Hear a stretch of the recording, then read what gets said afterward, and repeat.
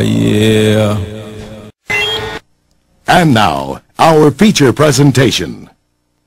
We do teach against interracial marriage, right? But you ask the question, why do we teach against that? Because when we were in Africa and the slave trader, John Hawkins and others, came to bring us to America, the woman that was there, standing by our side the whole time, was the black woman. The white woman wasn't there. The Hispanic woman wasn't there. The Asian woman wasn't there. Is that right? When they put you in the dungeon and they starved you for 3 to 5 days before they put you on the slave ship to make you weak so you wouldn't fight back.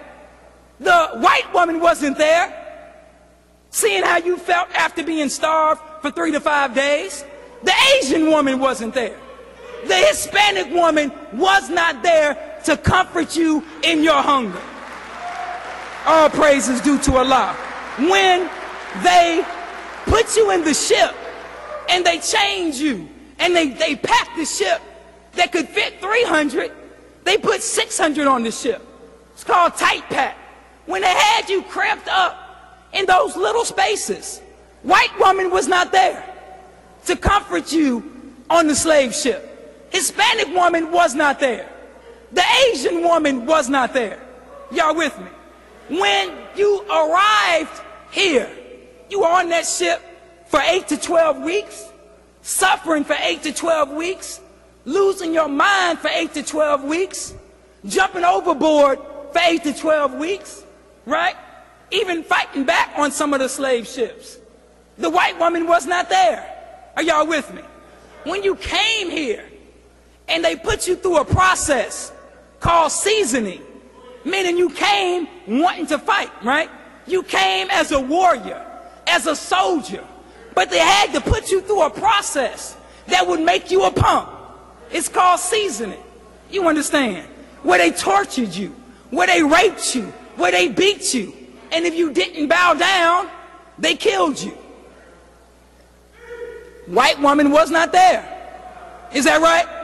When, after 310 years of the most brutal slavery that any people have ever experienced, the white woman was not there. Are you with me? When you were beaten in slavery, she wasn't there praying to God that the slave master stopped beating you. She wasn't there with tears in her eyes because you got beat by the slave master. When they poured salt into the wound after they beat you, she wasn't there to comfort you. She wasn't there to put medicine on your back. She wasn't there when you tried to stand up and they murdered you. She wasn't there when you plotted to run away, to escape to the north where you thought it would be some freedom. The white woman was not there. You understand what I'm saying? When the black woman is the one that helped you escape. After slavery, when they instituted sharecropping, and you worked all day and night, and you could never get out of the debt that the white sharecropper or plantation owner put you in. The white woman was not there to comfort you in those days. You understand? When they instituted the black codes, saying 3 of y'all can't stand together. You can't be outside when it's nightfall. You can't walk down the street with a stick in your hand, because that was considered a weapon. White woman wasn't there. You understand? When Jim Crow, which lasted 125 years, where you had legal segregation, the white woman wasn't there when they said you couldn't come in the front door of the restaurant. The white woman wasn't there when they said that you couldn't come to this movie theater. You understand what I'm saying? The white woman wasn't there when they buried your dead grandmother in the black cemetery because they refused to put her in the white cemetery. You understand? Then when they started to lynch our people, white woman wasn't there. But guess who was there the whole time? The black woman has been by our side the whole time. So now, and I am wrapping it up, I just want to read to you something real quick. The reason I'm bringing this up is because there's a rapper by the name of Waka Flocka. Waka Flocka said something very important. He said loyalty before royalty. So if the black woman has been loyal to us, then what should our duty be by the black woman? We should be what? Loyal to them. Listen to this.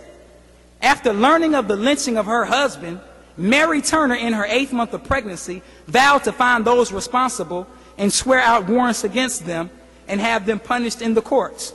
For making such a threat, a mob of several hundred men and women determined to teach her a lesson. After tying her ankles together, they hung her from a tree, head downward, dousing her clothes with gasoline. They burned them from her body.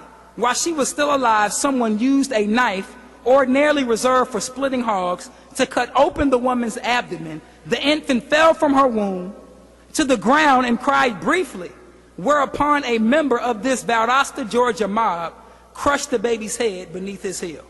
Hundreds of bullets were then fired into Mary Turner's body, completing the work of the mob. But what was Mary Turner doing?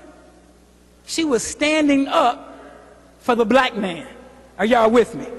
So now, during the civil rights movement, the black woman was by our side.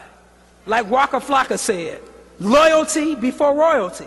The Honorable Louis Farrakhan has the ability with the word of God to bring us as black men and women together to make us love and respect one another, whereas we hated one another. The Honorable Louis Farrakhan, that we're Republican or Democrat or independent,